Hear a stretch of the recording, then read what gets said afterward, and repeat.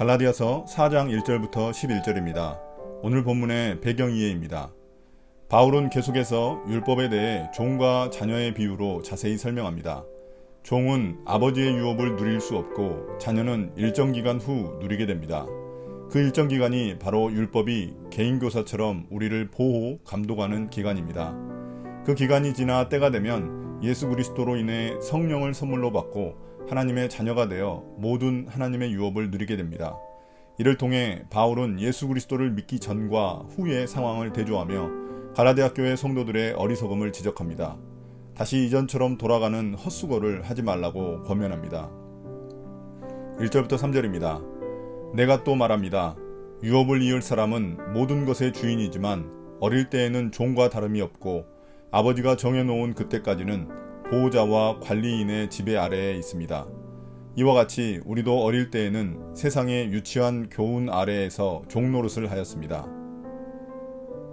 바울은 앞서 개인교사의 비유에 설명했던 율법의 역할을 계속해서 설명합니다.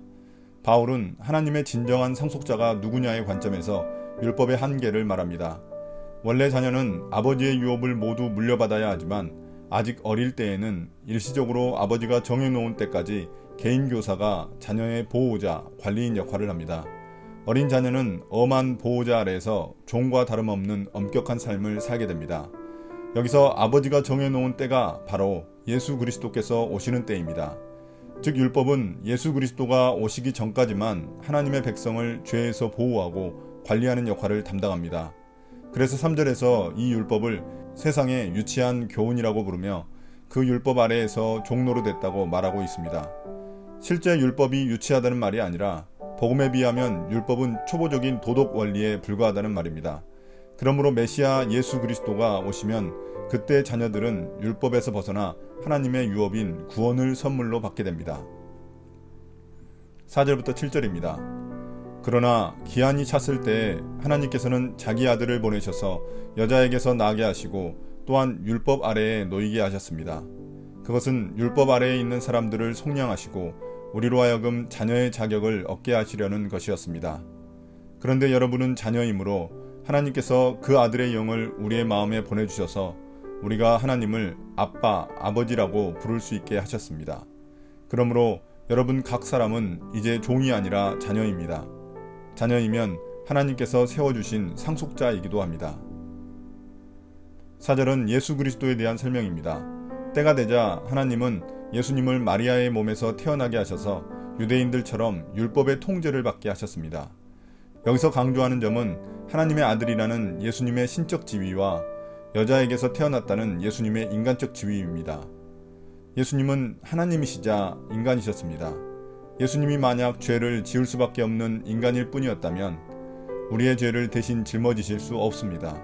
예수님 또한 율법의 저주를 받아 마땅하기 때문입니다. 그러나 예수님은 죄가 없는 하나님이시자 인간의 대표로서 모든 율법의 저주를 십자가에서 대신 짊어지시고 죽으셨습니다. 이를 통해 우리를 속량, 즉 율법이 요구하는 대가인 죽음값을 지불하셨고 이를 통해 우리를 하나님의 자녀 삼으셨습니다. 그 결과 우리는 하나님의 자녀가 되어 아들의 영, 즉 성령을 누릴 수 있게 되었습니다. 예수님의 영인 성령을 우리 마음에 보내주셨기에 이제는 종이 아닌 자녀로서 예수님처럼 하나님을 아빠, 아버지라고 부를 수 있게 된 것입니다. 이런 자녀는 하나님 아버지의 상속자로서 아버지의 모든 유업인 하나님 나라를 상속받게 됩니다. 8절부터 11절입니다.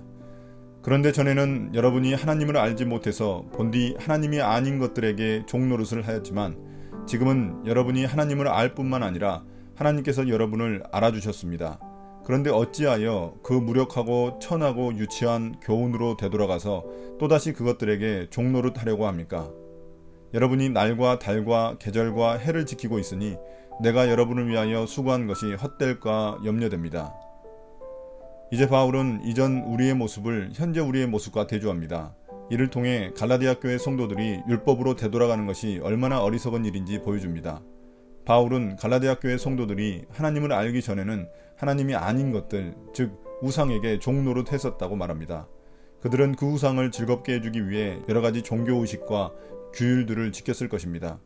그런데 지금 그들이 율법으로 되돌아가려고 하는 것은 마치 그들이 유상을 섬기던 과거의 모습으로 돌아가는 것과 같다는 것입니다.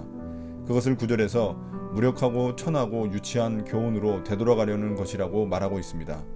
10절에서 날과 달과 계절과 해를 지킨다는 것은 종교적 절기를 지키는 것으로서 율법의 행위를 말합니다. 거짓 성경교사들은 구원을 받으려면 갈라디아 교회 성도들이 율법이 정한 절기까지 모두 지켜야 한다고 주장했기 때문입니다.